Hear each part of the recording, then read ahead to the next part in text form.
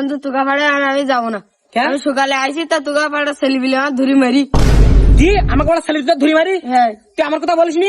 না ওরে তুই তো বড় ভুল করলে, আমার কথা বলবি। তা মনে কর আমার নাম শুনি 3 দিন রাস্তার পরে উঠবে না।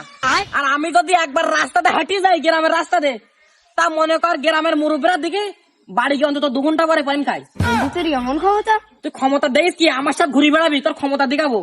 ও ছেলে বিলের পাশে যাও, তা সালাম দিতে বাড়ি ঘর ঢুকবে, সামনে চোখে চোখের কোথাও বসা হয়নি।